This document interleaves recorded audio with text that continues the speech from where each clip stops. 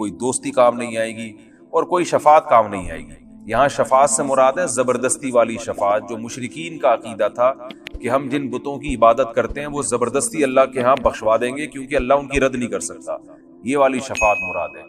اور کافر کی شفاعت نہیں ہو سکتی۔ جو مومن کی شفاعت ہے، جو نبی صلی اللہ علیہ وسلم اور علماء اور بزرگان دین کریں گے، وہ شفاعت قرآن ہی سے ثابت ہے۔ سورہ نبا میں اللہ نے بتایا کہ وہ کیا ہے، وہ آیت ہے کہ یوم یقوم الروح والملائکۃ صفا لا یتکلمون الا من اذن له الرحمن وقال صوابا، کوئی اللہ کے سامنے بات نہیں کر سکے گا، سفارش نہیں کر سکے گا مگر جس کو اللہ اجازت دے۔ تو وہ اللہ اجازت کس کو دے گا؟ پیغمبروں کو اور اپنے ماننے والوں کو۔ اور کس کے لیے دے گا؟ وقال صوابا، اور وہ بات بھی درست کرے، یعنی جس کی شفاعت کی میں اجازت دوں انہی کی شفاعت کرے۔ کس کی اللہ اجازت دیں گے؟ صرف ایمان والوں کی۔ اور کتنی اجازت دیں گے؟ وہ اللہ قیامت میں خود اس کی حد بندی کریں گے۔ لیکن کافر کی شفاعت نہیں ہو سکتی، اور شفاعت قہری نہیں ہو سکتی کہ آپ شرک کریں اور آپ یہ سمجھیں کہ یہ جو معبود ہے یا جو بزرگ ہیں جن کی عبادت کر رہا ہوں یہ مجھے زبردستی بخشوا دیں گے اور اللہ ان کی رد نہیں کر سکتا، ایسا نہیں۔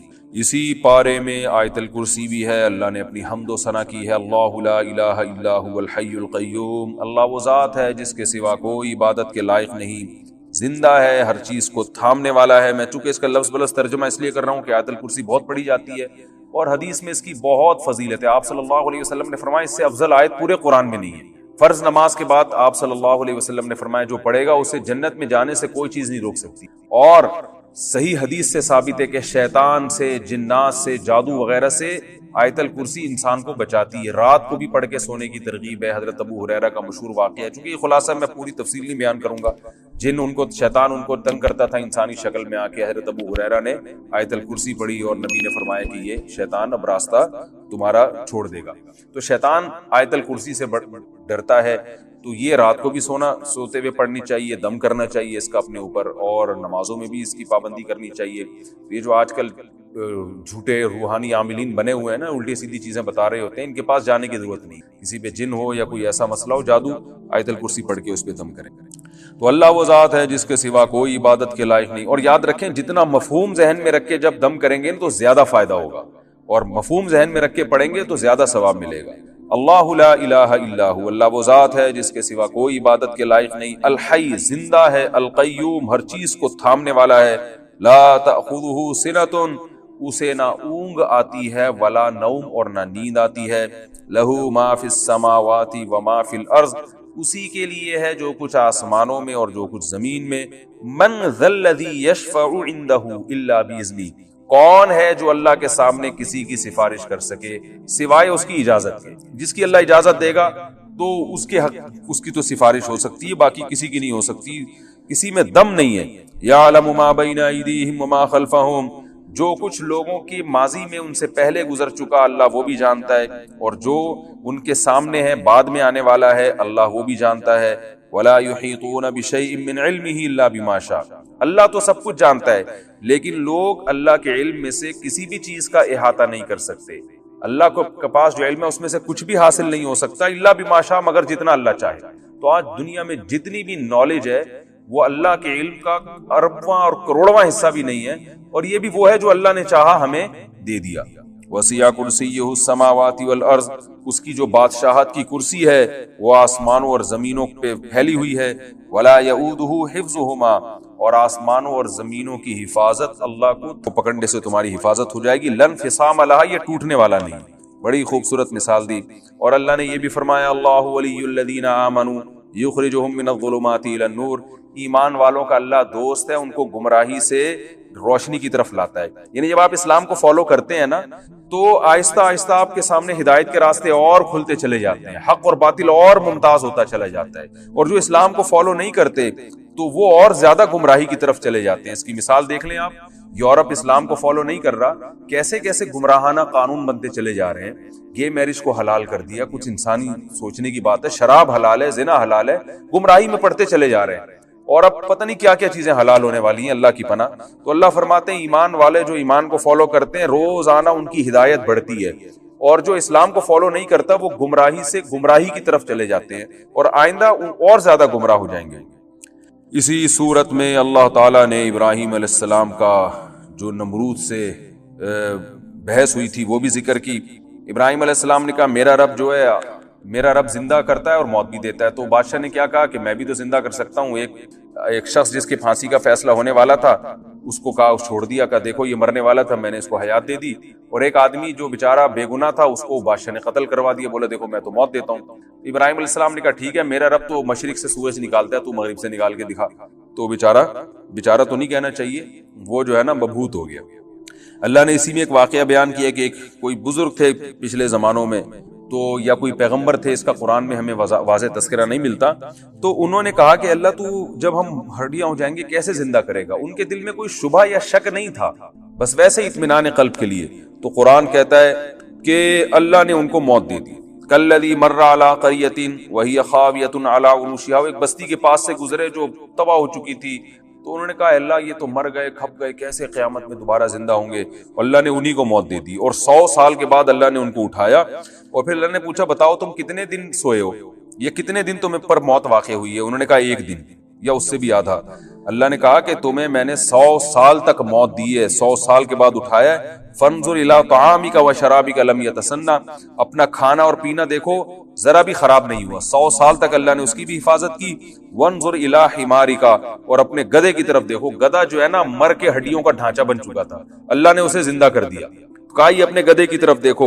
وَلِنَجْعَلَكَ آیَةً لِلنَّاسِ وَانظُرْ إِلَى الْعِظَامِ كَيْفَ نُنشِزُهَا, دیکھو ان ہڈیوں کو ہم کیسے دوبارہ اکٹھا کرتے ہیں. ثُمَّ نَكْسُوهَا لَحْمًا, ان پہ گوشت کیسے چڑھاتے ہیں. ان بزرگ یا جو پیغمبر تھے یا بزرگ تھے, قرآن میں اس کا تذکرہ نہیں ہے, انہوں نے دیکھا تو وہ ساری بوسیدہ ہڈیاں جمع ہوئی ہیں اور پورا گدھا دوبارہ گدھا بن کے کھڑا ہو گیا. تو اللہ نے فرمایا جو گدھے کو دوبارہ زندہ کر سکتا ہے وہ انسانوں کو کیوں زندہ نہیں کر سکتا, اس طرح سے میں زندہ کروں گا. پھر ابراہیم علیہ السلام کا بھی اللہ نے تذکرہ کیا. ابراہیم علیہ السلام نے اللہ سے پوچھا اللہ تو مردوں کو کیسے زندہ کرے گا. اللہ نے فرمایا ابراہیم کیا تجھے یقین نہیں ہے. قال بلا ولکن لیطمئن قلبی, کیوں نہیں ہے اللہ, مجھے تیرے وعدوں پر یقین ہے, بس میں چاہتا ہوں اور اطمینان ہو جائے. تو اللہ نے کہا خذ اربعۃ من الطیر, اے ابراہیم آپ 4 پرندوں کو لیں, فصرہن الیک, کسی مخصوص آواز سے ان کو مانوس کریں, پھر ان کو ذبح کر کے ان کے گوشت مکس کر کے 4 پہاڑوں پہ, چاروں کناروں پہ, چاروں طرف ان کے ٹکڑے مکس کر کے ڈال دیں. پھر کیا کریں آپ کہ ثم اجعل علی کل جبل منہن جزءا ثم ادعہن, پھر جس آواز سے جس پرندے کو مانوس کیا وہ آواز نکالیں. جیسے ابراہیم علیہ السلام آواز نکالتے, چاروں پہاڑوں سے اس خاص پرندے کی بوٹیاں اور پر اڑ کے جڑتے اور پرندہ وہ چلتا ہوا چلا آ جاتا ابراہیم علیہ السلام کی طرف. تو وَعْلَمْ أَنَّ اللَّهَ عَزِيزٌ حَكِيمٌ, اللہ نے یہ منظر ابراہیم علیہ السلام کو دکھایا اور فرمایا یقین کر لے اللہ زبردست غالب ہے اور حکمت والا ہے. غالب کا مطلب جو چاہے کرتا ہے, مردوں کو بھی زندہ کرتا ہے. میرے عہد کو پورا کرو, جو تم نے مجھ سے عہد کیا اس کو پورا کرو. اوفی بعہدکم, اوفی اصل میں تھا اوفی اکرم, اکرمو کی طرح, اوفی یو, اکرما یکرمو اکرام کیا, اکرمو میں اکرام کرتا ہوں, جیسے ازربو ہے نا, تو اوفیو میں وفا کرتا ہوں. تو یہ آگے یا کو حذف کر دیا اس میں, اوفی بعہدکم یعنی میرے عہد کو پورا کرو. اوفی بعہدکم, میں اپنے میں تم سے کیے ہوئے عہد کو کیا کروں گا, پورا کروں گا. یعنی تم میرے عہد کو پورا کرو, میں اپنا عہد پورا کروں گا.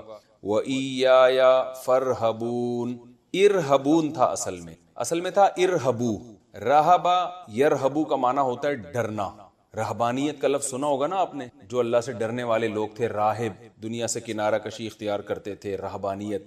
تو اضرب مار تو, ارہب ڈر تو, ارہبو تم سب ڈرو, ارہبو نی تھا اصل میں, تم سب ڈرو نی مجھ سے. تو نی کو شارٹ کر کے کیا کر دیا ارہبون. نہیں آ رہی سمجھ, آ رہی ہے, یعنی ارہبونی, نون کے نیچے جو زیر ہے نا اصل میں یا حذف ہے یہاں پہ, تو اصل میں تھا پورا ارہبونی, ڈرو تم سب مجھ سے. فرہبون, اور جب شروع میں فا لگایا تو الف سائلنٹ ہو گیا, تو فارہبونی بن گیا فرہبون. جب وقف کریں گے تو فرہبون, اور جب ملا کے پڑھیں گے فرہبونی. سمجھ رہے, اب آسان ہو گیا. وَإِيَّايَ, یہ وہی ضمیر ہے, إِيَّاكَ نَعْبُدُ, إِيَّاكَ کا مطلب تیری ہی عبادت کرتے ہیں, تو إِيَّايَ میری ہی, ٹھیک ہے. تو فَإِيَّايَ فَارْهَبُونَ, مجھ سے ہی ڈرو, یہ مطلب. إِيَّايَ میں نے بتایا تھا نا, یہ جو پروناؤن ہے جب یہ پہلے آ جائے فعل سے تو اس میں صرف کا معنی پیدا ہوتا ہے. جیسے ہم کہتے ہیں إِيَّاكَ نَعْبُدُ, تیری ہی ہم سب عبادت کرتے ہیں، صرف تیری. تو یہاں صرف کا معنی آ جائے گا وَإِيَّايَ فَارْهَبُونَ، اور صرف مجھ سے ڈرو تم سب، نی مجھ سے، دوبارہ اس کا تکرار ہو گیا. وَآمِنُوا، اور ایمان لاؤ، بِمَا اس چیز پر، انزلتو جو میں نے نازل کی، مصدقاً وہ تصدیق کرنے والی ہے، مصدق مصرف مسبح کی طرح تصدیق کرنے والی ہے، سچا قرار دینے والی ہے، لما اس کتاب کو، معکم جو تمہارے ساتھ ہے، تصدیق کرتی ہے اس کتاب کی بھی جو تمہارے ساتھ ہے. ولا تکونوا، کانا یکونو ہونا، تکونو کا کیا مطلب؟ لا تکونو یہ آرڈر ہو گیا نا، نہیں ہو تم سب، نہیں بنو تم سب، اول کافر پہلے کافر، بھی اس قرآن کے یا اس کتاب کے، اس کے پہلے انکار کرنے والے مت بنو. آپ یہاں بیٹھ جائیں. ولا تشترو، اور مت خریدو، اشترا کا لفظ پہلے آ چکا ہے نا، ولا تشترو اشترا مت کرو یعنی خریدو مت، اصل میں تھا تشتریو تکتسبو کی طرح، اور مت خریدو، بیآیاتی میری آیات کے بدلے میں، میری آیات کے عوض میں، ثمنن قلیلاً، ثمن کہتے ہیں کسی بھی چیز کا جو عوض آپ جب لیتے ہیں نا، اس کو عربی میں کیا کہا جاتا ہے؟ ثمن. جیسے آپ کوئی کتاب خریدتے ہیں، 20 روپے کی خریدی، 100 روپے کی، 1000 کی خریدی، تو کتاب تو مبی ہو گئی، اور جو آپ نے 100 روپے اس کو دیے وہ اس کے لیے کیا کہلائیں گے؟ ثمن. یعنی کسی چیز کی کے عوض میں جو پیسے دیے جاتے ہیں یا دراہم دینار دیے جاتے ہیں اس کو ثمن کہا جاتا ہے. میری آیات کے بدلے میں تھوڑے سے پیسے مت خریدو، یعنی تھوڑے سے پیسے مت لو. وَإِيَّايَ فَاتَّقُونَ، یہ فتقون ایسے ہی جیسے فرحبون تھا، اصل میں تھا اتقو، اکتسبو کی طرح، ارتقیو، تو اکتسبو کی طرح ہے یہ، افتعیلو، ٹھیک ہے نا. تو نون زیر نی جو ہے نا اس کے بعد یا ہے اصل میں، جو حذف کر دیے شارٹ کرنے کے لیے. تو اتقو ڈرو تم سب، نی مجھ سے، اور فا شروع میں لگا دیا تو الف سائلنٹ ہو گیا، تو اتقو بن گیا فتقو. اور ایایا جب شروع میں لے کر آئے تو کیا مطلب؟ مجھ ہی سے ڈرو، کسی اور سے مت ڈرو. وَإِيَّايَ فَاتَّقُونَ، اور صرف مجھ سے ڈرو. وَلَا تَلْبِسُوا، لَبَسَ يَلْبِسُ کا معنی ہوتا ہے کسی چیز کو مشتبہ بناتے ہیں. یہ معاملہ مجھ پہ ملتبس ہو گیا تھا نا کہ تلبیس سے کام لے رہا ہے، یہ لفظ اردو میں سنا ہوگا آپ نے، تلبیس سے کام لے رہا ہے یعنی گھما رہا ہے بات کو. کسی بھی معاملے کو مشتبہ کر دینا، اس میں کنفیوژن پیدا کر دینا، اس کو ہم عربی میں تلبیس بھی کہتے ہیں، لبس یلبسو لبسن بھی کہتے ہیں اس کو.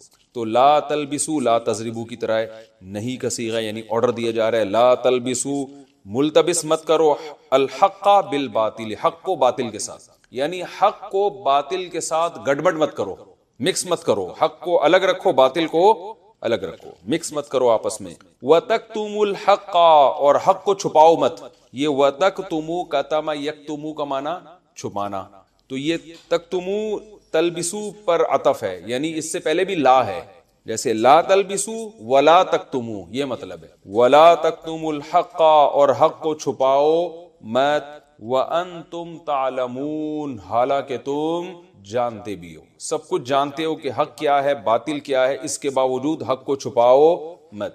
واقیموا الصلاۃ، اقیمو اصل میں تھا اقویمو، اکریمو کی طرح، آرڈر کا صیغہ، نماز قائم کرو. وآتوا الزکاۃ، زکوٰۃ ادا کرو. ورکعوا، اور رکوع کرو. رکع یرکع کا معنی ہے رکع یرکع جھکنا، ارکعوا جھکو، تو واو شروع میں آ گیا تو الف سائلنٹ ہو گیا. ورک اصل میں تھا وارکعوا، تو پڑھیں گے کیا؟ ورکعوا، اور جھکو رکوع کرو، مع الراکعین جھکنے والوں کے ساتھ. اتأمرون الناس، آ کا معنی کیا؟ تأمرون امر کرتے ہو تم، تنصرون کی طرح فعل مضارع، کیا امر کرتے ہو، کیا حکم دیتے ہو تم، الناس لوگوں کو، بالبری نیکی کا، بر کسے کہتے ہیں؟ نیکی، کیا تم لوگوں کو نیکی کا حکم دیتے ہو. وتنسون، واو کا معنی، اور تنسون نسیان سے نکلا ہے، اصل میں تھا تنسیون، تسمعون کی طرح، شروع میں باپ پڑھے ہیں نا تو اب پڑھا کیا جاتا ہے تنسون.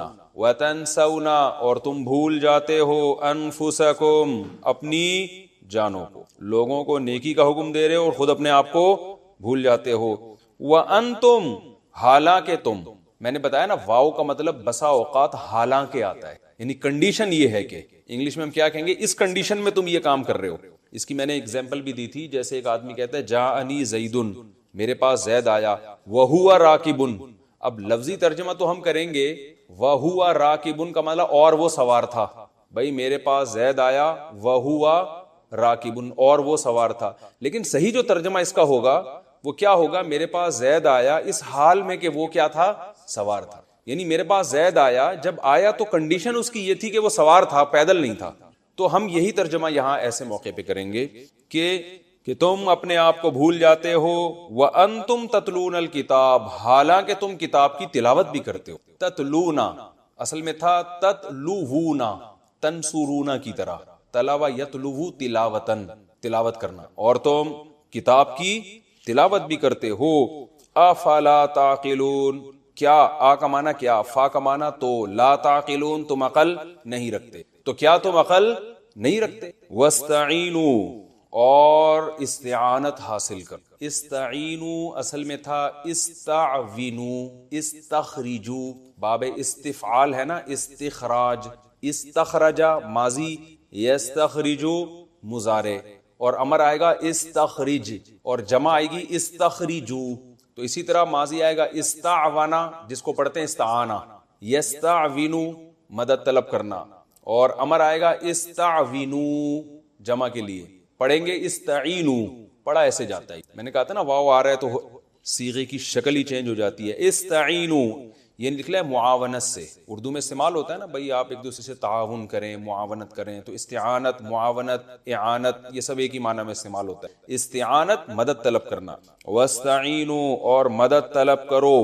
واستعینوا بالصبر صبر کے ذریعے، والصلاۃ اور نماز کے ذریعے. وانھا اور بے شک، اب یہاں بھی یہ واو کنڈیشن بیان کر رہی ہے. نماز کے ذریعے صبر طلب کرو، لیکن حالت یہ، کنڈیشن یہ ہے وَإِنَّهَا کہ یہ جو نماز ہے نا، لَكَبِيرَةٌ لام تاکید کے لیے، کبیرتن کے بعد جب علا کا لفظ آتا ہے تو اس کا معنی ہوتا ہے مشکل ہونا کسی کام کا. جیسے قرآن میں جگہ آتا ہے نوح علیہ السلام نے اپنی قوم سے کہا ان کانا اگر ہے، کبورا علیکم تم پر یہ کام بہت مشکل ہو گیا ہے. تو عرب کبورا یکبرو، کروما یکرمو کی طرح جب کہتے ہیں نا کبورا علیہ ھذا الامر، تو مطلب کیا ہوگا؟ اس آدمی پر یہ والا کام بہت مشکل ہے. سمجھ رہے ہو؟ ویسے کبورہ کا معنی ہوتا ہے بڑا ہونا کسی چیز کا، کبیر. جیسے شروفہ یشرفو، اس کے صیغہ صفت کیا آتی ہے؟ شریف. شروفہ وہ شریف ہوا، اور شریف کا معنی شریف آدمی. تو کبیر کا معنی کبیر، کبورہ کا معنی وہ بڑا ہوا، یکبرو بڑا ہوتا ہے، کبیر بڑا، اور کبیرہ اس کی مؤنث. لیکن جب کبورہ کے بعد علا آئے گا تو پھر بڑا ہونا نہیں، مشکل ہونا. اور کبیر کے بعد بھی جب علا آئے گا تو بہت مشکل ہونا، بہت مشکل کوئی چیز. اور کبیرہ کا معنی بھی یہی. تو عربی میں صلاۃ کا لفظ چونکہ مؤنث ہے تو اس کے لیے کبیر کے بجائے کون سا لفظ استعمال ہوا؟ کبیرہ. اس لیے اللہ نے فرمایا وَإِنَّهَا اور بے شک یہ نماز، لا لام تاکید کے لیے، یعنی یقیناً ایسی بات ہے، کبیرۃن الا علی الخاشعین مشکل ہے مگر ڈرنے والوں پر. تو علا آ رہا ہے نا، تو یہاں کبیرہ کا معنی مشکل ہوگا، بڑا نہیں ہوگا کہ بہت بڑی چیز ہے مگر ڈرنے والوں پر. نا بہت مشکل ہے مگر کس پر؟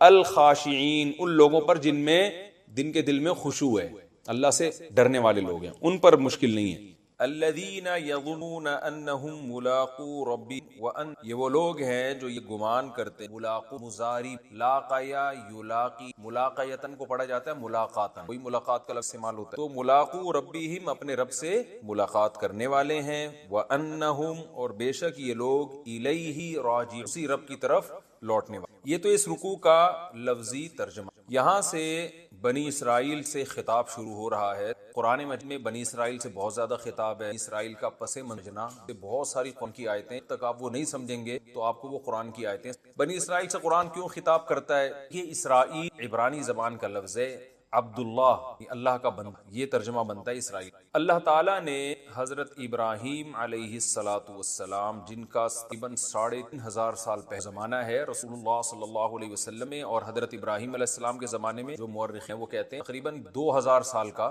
فرق ہے. تو رسول اللہ صلی اللہ علیہ وسلم کی بعثت سے 2000 سال پہلے شام کی سرزمین، شام میں یہ خوب ذہن میں رکھیے کہ شام میں آج کا شام صرف نہیں ہے بلکہ فلسطین بھی شام میں داخل تھا، اور بھی بہت سارے ایریاز جو اب شام سے چھین لیے گئے ہیں وہ سارے شام میں داخل تھے. اس کی مثال ایسے ہے ہندوستان میں جب نبی صلی اللہ علیہ وسلم کے دور میں ہند کا یا ہندوستان کا ذکر کیا جاتا تھا تو اس میں پاکستان، بنگلہ دیش، برما، یہ سارے کنٹریز، سری لنکا، یہ سب اس میں داخل ہوتے. تو حدیث میں شام کے متعلق جو باتیں آئی ہیں تو اس دور کا شام. تو ابراہیم علیہ الصلوۃ والسلام بت پرستوں میں پیدا ہوئے. آپ کے والد کا نام تھا آزر. اللہ نے آپ کو بہت زیادہ آزمایا. سورہ بقرہ ہی میں ہے وَإِذِ ابْتَلَىٰ إِبْرَاهِيمَ رَبُّهُ بِكَلِمَاتٍ. اس وقت کو یاد کرو جب ابراہیم ان کے رب نے چند باتوں میں آزمائے، بہت سخت آزمائش والی باتیں. تو اللہ تعالیٰ نے وہ آزمانے میں یہ بھی ہے کہ وہ ذبح کرنے کے لیے لٹایا جا رہا ہے، یہ ولادت کے بعد ہے. اس سے پہلے بھی آزمائشیں، زوجہ کو ایسی زمین میں چھوڑ کر جا رہے ہیں اللہ کے حکم سے جہاں قحط سے ہلاک ہونے کا خطرہ ہے،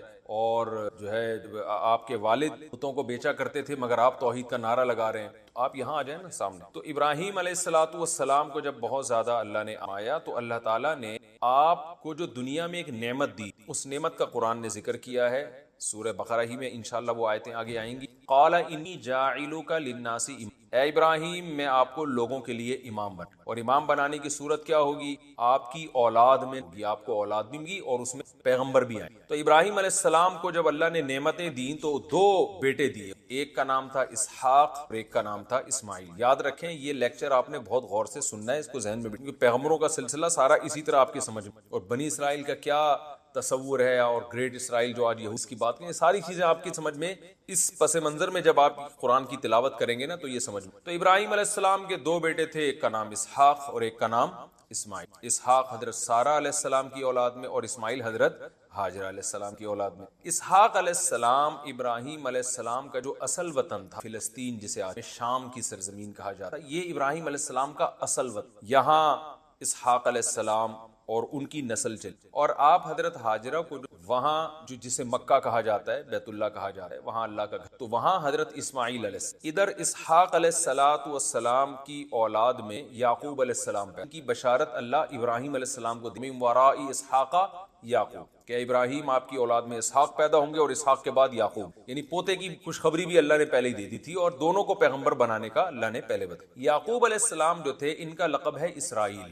آگے یعقوب علیہ السلام کی بہت زیادہ نسل پیدا ہوئی، جن میں 11 بیٹے آپ کے قرآن نے تذکرہ کیا، اور جن میں 2 ایک ماں سے تھے اور باقی 9. یعقوب علیہ السلام کے 11 بیٹوں میں ایک کا نام یوسف جو حضرت یوسف علیہ السلام، ایک کا نام بنیامین، اور باقی دوسری زوجہ تھے ان میں سے ایک کا نام یہودا تھا. تو اب یعقوب علیہ السلام کے ان بیٹوں کی اولادیں آگے چلی ہیں. یہ کیسے ہوئی ہیں؟ فلسطین، یہ جو ارض شام ہے، یہاں پر قبلہ تھا، بیت المقدس تھا. تو یہاں ابراہیم علیہ السلام کے جو یعقوب علیہ السلام کے جو بیٹے تھے نا یوسف علیہ السلام، تو بھائیوں نے جیلسی میں یوسف علیہ السلام کو کنویں میں ڈال. سورہ یوسف میں انشاءاللہ ہم پڑھیں. وہ ہوتے ہوتے کنویں سے بالآخر قافلہ آیا، ان کو اٹھا کے لے گیا. اور مصر اس وقت بڑا یعنی ترقی یافتہ ملک سمجھا جاتا تھا، ایک مہذب، ایک تہذیب تھی، بہت زبردست اسٹیٹ تھی مصر میں. تو مصر کے بازاروں میں آپ فروخت ہوتے ہوتے بادشاہ کے محل میں. اور پھر وہ واقعہ قرآن نے بیان کیا، وہاں ترقی، خوابوں کی تعبیر بتاتے تھے، قحط پڑا مصر، ان کو حل بتایا، اور ان صفات کی بیس پہ آپ کو بالآخر مصر کا بادشاہ بنا. جب مصر کا بادشاہ آپ کو بنایا گیا تو یہ جو بنی اسرائیل تھے یہ سارے، یعنی یعقوب علیہ السلام بھی وہاں چلے گئے، حضرت یوسف علیہ السلام کی والدہ بھی، لوگ کہتے ہیں وہ والدہ نہیں خالہ تھی، وہ والدہ ہی تھی. یوسف علیہ السلام کے والد، والدہ اور باقی جتنے بہن بھائی ہیں، کہا جاتا ہے تقریباً یعقوب علیہ السلام کے 90 قریب افراد تھے اس وقت. خاندان بہت بڑا خاندان تھا. یہ تمام کا تمام موو کر گیا مصر، جو ارض شام کو چھوڑ کر کہاں چلا گیا؟ وہاں سہولتیں تھیں، وہاں بہت کچھ تھا، اور سب سے بڑی بات اپنے بیٹے کی حکومت ہے وہاں پر. تو پھر بنی اسرائیل کی نسل وہاں بہت تیزی سے بڑھی ہے. تو اس دوران بنی اسرائیل بڑھتے رہے، لیکن چونکہ ظاہر ہے یہ تھے اقلیت میں، اتنے تو نہیں تھے نا کہ مصر کی جو بت پرستوں کی آبادی یا جو مشرکین کی آبادی تھی اس کا تو مقابلہ نہیں کر سکتے. تو وہی ہوا کہ چونکہ ان کے پاس ایک مذہب تھا، صحیح بات تھی، حسد کا شکار ہوتے، بالآخر ان کے ہاتھ سے حکومت چلی گئی اور ان پر ظالم بادشاہ مسلط ہوتے. ہر جگہ ایسے ہی ہوتا ہے کہ آپ جہاں بھی ان پہ غالب آئے تو وہ ظلم کرتا ہے، کیونکہ وہ چاہتا ہے کہ یہ مذہب ختم ہو، اس مذہب میں اٹریکشن ہوگی نا تو اسی کو ختم کرنے کی. تو اس زمانے میں مصر میں بادشاہ آیا کرتا تھا، اس کا لقب فرعون ہوتا، یعنی کہ فرعون مخصوص بادشاہ کا نام ہے. مصر کے ہر بادشاہ کو کیا کہا جاتا تھا؟ فرعون.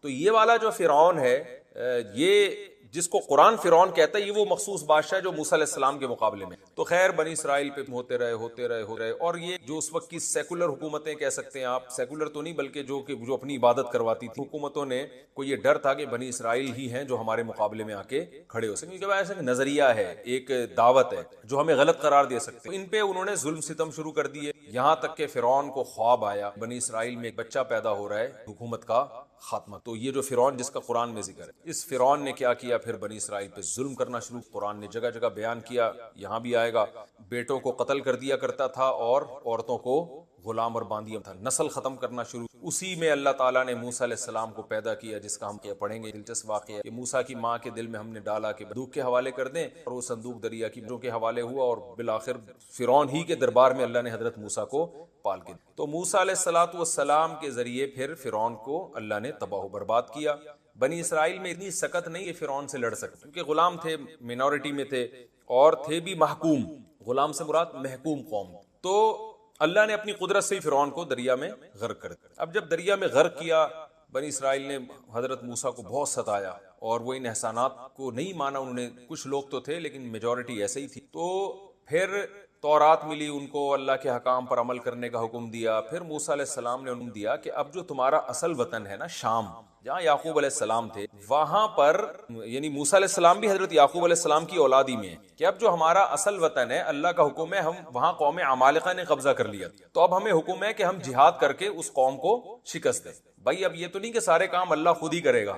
فرعون کو تو اللہ نے تباہ کر دیا, جو بڑا دشمن تھا, جو تمہارے بس میں نہیں تھا. اب تمہیں بھی کچھ کرنا پڑے گا. تو اب جاؤ لڑو, ادخلوا الارض المقدسۃ التي كتب اللہ لكم, اس ارض مقدس میں داخل ہو جاؤ جو اللہ نے تمہاری قسمت میں لکھ دیا. یعنی پہلے بتا دیا کہ فتح ہوگی. یہاں بنی اسرائیل نے ڈنڈی ماری, اور بنی اسرائیل جو ہے وہ اتنی اللہ کی معجزے دیکھنے کے بعد بھی کہنے لگے. تو بنی اسرائیل کو جب موسیٰ علیہ السلام نے حکم دیا کہ اس سرزمین میں داخل ہو جاؤ جو اللہ نے تمہارے لیے تمہاری قسمت میں لکھ دی, وہ آئیں بائیں شائیں کرنے لگے. وہ تو بڑے طاقتور لوگ, نہیں جا سکتے. بہت موسیٰ علیہ السلام کو, اور موسیٰ علیہ السلام نے اللہ سے کہا کہ اللہ اب میری اس قوم سے علیحدگی. سب کچھ ہو گیا, پھر بھی اتنے معجزے دیکھ لیے, ٹس سے مس ہونے کے لیے تیار نہیں. تو اللہ تعالیٰ نے فرمایا فَإِنَّهَا مُحَرَّمَةٌ عَلَيْهِمْ 40 سنہ, 40 سال تک اسی وادی میدان میں یہ گھومتے رہیں گے, انہیں شہر نصیب نہیں ہو, جس کو وادی تیہ کہا جاتا ہے. تیہ کہتے ہیں حیرانگی, تو یعنی حیرانگی والا میدان.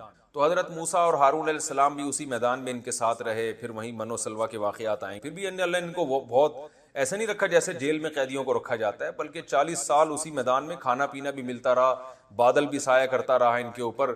تو لیکن بہرحال یہ ہوا یہ کہ ان لوگوں نے نافرمانی کی, تو اللہ نے 40 سال سزا دی ان کو, اور 40 سال میدان میں گھومتے رہے. اور موسیٰ علیہ السلام اور حضرت ہارون علیہ السلام کی اس دوران پھر اس کے بعد اللہ نے نئے نبی بھیجے, تو نئے نبی کی قیادت میں, اور اللہ تعالیٰ نے ان کو فتح تھا. آگے ہوا یہ کہ بنی اسرائیل کے جو لڑائی میں داؤد بھی تھے, جنہوں نے دشمن کے جو کمانڈر ہے نا جالوت, اس کو قتل کیا. بنی اسرائیل نے کمانڈ میں لڑائی لڑی. بنی اسرائیل کے کمانڈر کا نام تھا طالوت, اور جو دشمن تھا اس کے کمانڈر کا نام تھا جالوت. یہ واقعہ چونکہ قرآن میں تفصیل سے آئے گا, لہذا میں ابھی صرف پس منظر بیان کر رہا ہوں نا, تو ڈیٹیل ہم وہی پڑھیں گے جہاں یہ واقعہ ہے. تو بنی اسرائیل میں ایک داؤد بھی تھے, حضرت داؤد, جو ظاہر ہے یعقوب علیہ السلام کی اولاد میں تھے. تو حضرت داؤد علیہ السلام نے اس وقت ان کو نبوت نہیں ملی, بڑی بہادری سے لڑے وہ, اور وہ جنگ بہت مشکل تھی. بہت سے لوگ اس میں فرار ہو گئے تھے, میدان چھوڑ کے بھاگ گئے. چند لوگ تھے جو ڈٹے رہے, ان میں داؤد علیہ السلام بھی تھے, اور انہوں نے بہت زیادہ بہادری کی. دشمن کے جو کمانڈر تھا نا, بہت سخت جان جالوت. تو اللہ فرماتے ہیں اللہ نے اس بیس پر داؤد علیہ السلام کو جنگ کا کمانڈر بھی بنا دیا, علم بھی دیا, اور نبوت بھی دی, اور حکمت بھی. تو داؤد علیہ السلام پھر بنی اسرائیل کے ان پیغمبر کے جانے کے بعد داؤد علیہ السلام لیڈر بنے. اور داؤد علیہ السلام نے پھر بہت عبادت گزار تھے. قرآن نے ان کی عبادتوں کا ذکر کیا, ان کی آواز بہت خوبصورت تھی. قرآن کہہ رہے فصل الخطاب, بہت سارے معجزے دیے اللہ نے انہیں. فصل الخطاب کا مطلب تقریر بہت خوبصورت, خطاب بہت زبردست کیا کرتے تھے, آواز اتنی خوبصورت تلاوت کرتے پرندے آ کے ٹھہر جایا کرتے تھے, اور جب وہ اللہ کا ذکر کرتے تو پہاڑ بھی ان کے ساتھ سے بھی لا الہ الا اللہ کی آوازیں آنا شروع. بڑے معجزے تھے. رات کو عبادت گزار تھے, دن میں روزہ بھی رکھتے, جہاد بھی کرتے. تو داؤد علیہ السلام کے ذریعے اللہ تعالیٰ نے جو ہے نا بنی اسرائیل کی دنیا میں بہت بڑے خطے پر اللہ نے حکومت قائم کر. تبھی آج اس حکومت کو یاد کر کے یہودی جو ہے نا وہ روتے ہیں کہ ہم تو ایسے تھے. بہت بڑے خطے پر اللہ نے بنی اسرائیل کی حکومت قائم کر. داؤد علیہ السلام, اچھا وہ ایسے مجاہد تھے کہ ان کے ہاتھ میں لوہے کو بھی نرم کر دیا اللہ تعالیٰ نے.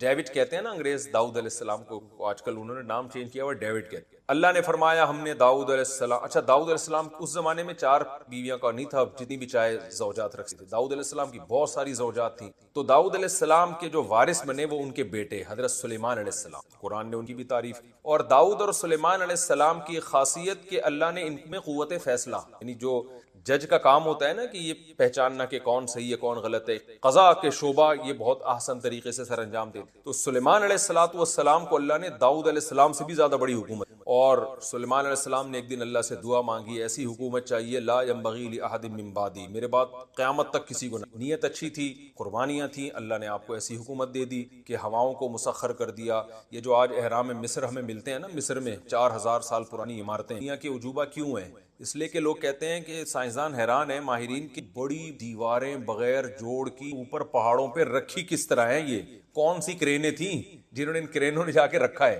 تو یہ عین ممکن ہے سلیمان علیہ السلام کے وہ تعمیراتی کام ہو جن کا قرآن نے ذکر کیا, جو اسباب کی دنیا میں عام آدمی کے لیے ممکن. تو جنات کو مسخر کر دیا, بڑے عمارتیں بنائی انہوں نے, بہت اس یعنی پرندوں تک کی بولیاں اللہ نے سکھا دی. تو داؤد سلیمان تبھی گورے جو ہے نا, گوروں کی کتابوں میں کنگ سلیمان کر کے بھی ان کا لقب بادشاہ بن گیا. تو سلیمان علیہ السلام کے ذریعے حکومت قائم ہوئی. پھر سلیمان علیہ السلام کی اچانک کی بھی وفات ہوئی. پھر بنی اسرائیل زوال کا شکار ہوئے. اللہ نے پے در پے میں بہت سارے پیغمبر بھی, کیونکہ اللہ قرآن میں کہتا ہے کہ ہم نے ان کو علم میں بھی دنیا پہ فضیلت دی, چاہے وہ دین کا علم ہو یا دنیا کا. تو دنیا کے علم میں بھی لوگ ان کے محتاج اور دین کے علم میں بھی لوگ ان کے محتاج, اور حکومت اور ریاست بھی ان کی ناقدری کرتے رہے اللہ تعالیٰ کی. پھر اللہ فرماتے ہم نے ان میں بہت کثرت سے پیغمبر بھیجے. اور بالآخر جو آل عمران تھے, حضرت عمران بھی بنی اسرائیل کے ایک بزرگ, ان کی اولاد میں اللہ نے پیغمبر بھیجے. اور انہوں نے منت مانی ان کی زوجہ نے کہ اللہ میرے پیٹ میں جو بچہ ہے اگر بچہ پیدا ہوا تو میں مسجد اقصی کی خدمت کے لیے وقف کر دوں. تو وہ بیٹے کے بجائے بیٹی پیدا, حضرت مریم. تو حضرت مریم کے خالو تھے زکریا علیہ السلام. زکریا علیہ السلام بھی بنی اسرائیل کے آخری نبیوں میں سے ایک نبی ہیں. زکریا علیہ السلام نے بڑھاپے میں اللہ سے اولاد مانگی, ان کو ملے یحییٰ علیہ السلام. تو یہ نسب آپ کو اس طرح سے یاد رہنا چاہیے کہ سب سے پہلے ابراہیم, پھر یعقوب علیہ السلام. اچھا ادھر جو مکہ میں اسماعیل علیہ السلام ہے, ابھی ہم ان کا تذکرہ نہیں کرتے. یہاں سے ابراہیم علیہ السلام کے بیٹے اسحاق علیہ السلام, یعقوب علیہ السلام کے بیٹے یوسف علیہ السلام, پھر ان کی اولاد, انہی کے بھائیوں میں ایک یہودا بھی تھا. اب یہ جو یہودی ہیں انہوں نے وہ سارے یہودا کی اولاد میں ہیں یا ان سب یعقوب علیہ السلام کی اولاد میں؟ تو ایسا معلوم ہوتا ہے وہ سب یعقوب علیہ السلام ہی کی اولاد میں, لیکن نسبت کس کی طرف کر دی؟ ایک بیٹے کی طرف. قبیلہ ایک بیٹے سے بھی نام لے لیا جاتا ہے نا, تو یہ یہودا کی طرف نسبت کر کے ان کو یہودی کہا جاتا ہے. تو پھر ان میں پھر یوسف علیہ السلام کا زمانہ ہے. پھر یوسف علیہ السلام کے بعد مشہور پیغمبروں میں موسیٰ علیہ السلام کا زمانہ ہے. پھر موسیٰ علیہ السلام کے بعد داؤد علیہ السلام, پھر سلیمان علیہ السلام. پھر اس کے بعد آگے چل کے حضرت عمران, جن کی نبوت کا قرآن نے تذکرہ نہیں کیا کہ وہ نبی تھے, ان کی پھر جو ہے نا ان کے خاندان میں حضرت زکریا علیہ السلام جو حضرت مریم کے خالو تھے. اور زکریا علیہ السلام کو اللہ نے بڑھاپے میں بیٹے دیے یحییٰ علیہ السلام. تو پتہ چلا زکریا علیہ السلام, یحییٰ علیہ السلام, حضرت مریم اور حضرت عیسیٰ, یہ چاروں ایک ہی دور کے ہیں, ٹھیک ہے نا. حضرت قرآن میں تو پوری صورت ہے آل عمران کے. تو حضرت عمران کا اللہ نے فضیلت بیان کی ہے کہ ہم نے آل عمران کو بڑی فضیلت دی تھی. بنی اسرائیل میں بھی آل عمران کو اللہ نے فضیلت دی. تو حضرت عمران جو تھے ان کی زوجہ نے منت مانی کہ میں اپنے کو بیت المقدس کی خدمت کے لیے وقف کروں گی. تو بیٹا کے بجائے کیا پیدا ہوا؟ بیٹی. تو حضرت مریم کے خالو کون تھے؟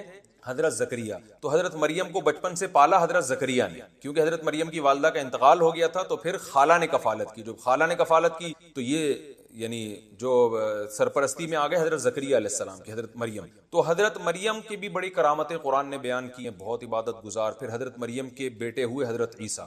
تو بنی اسرائیل نے حضرت زکریا علیہ السلام کو بھی قتل کیا, اپنے پیغمبر کو, یعنی کافروں نے, دوسروں نے نہیں مارا, انہی نے قتل کیا. اور قرآن نے اس کی وجہ بیان کی ہے, جب بھی کوئی پیغمبر ایسی تعلیمات لے کر آتے جو ان کی خواہشات کے خلاف ہوتی تو یا تو اس پیغمبر کا انکار کرتے یا اس کو قتل کر دیتے. یہ چاہتے تھے ہمیں ہماری خواہشات کے مطابق دین چاہیے. تو زکریا علیہ السلام کو قتل کیا, یحییٰ علیہ السلام کو بھی قتل کیا گیا, اور حضرت عیسیٰ علیہ السلام کو بھی اپنے خیال کے مطابق قتل کیا. لیکن قرآن کہتا ہے کہ کیونکہ حضرت عیسیٰ بنی اسرائیل کے آخری پیغمبر ہیں تو اللہ تعالیٰ نے حضرت عیسیٰ علیہ السلام کو آسمانوں پہ اٹھا لیا اور قرب قیامت میں یہودیوں سے انتقام لے، یعنی اللہ نے کہا کہ اب یہ سلسلہ جو ہے یہاں حضرت عیسیٰ علیہ السلام کو میں محفوظ رکھوں گا، قرب قیامت میں نازل ہو کر نبی صلی اللہ علیہ وسلم کی گواہی دیں۔ ادھر دوسری طرف جب حضرت یعنی یہودیوں کی بدماشیاں بہت بڑھ گئی، پیغمبروں کی ناقدری، تو اللہ تعالیٰ نے یہ روحانی سلسلہ جو حضرت ابراہیم ایک اولاد سے چلا آ رہا تھا اسحاق، وہاں سے بند کر کے کہاں سے شروع کیا؟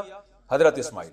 حضرت اسماعیل کی اولاد میں کوئی نبی نہیں گزرا، 2000 سال کے بعد جو ان کی اولاد میں اللہ نے سید الانبیاء محمد ابن عبداللہ صلی اللہ علیہ وسلم کو پیدا کیا، اور یہودیوں سے جو روحانی ان کی جو ایک اقتدار تھا وہ چھین کر کس کے حوالے کر دیا؟ بنی اسماعیل۔ تو بنی اسرائیل کے بجائے یہ کہاں ٹرانسفر ہو گیا؟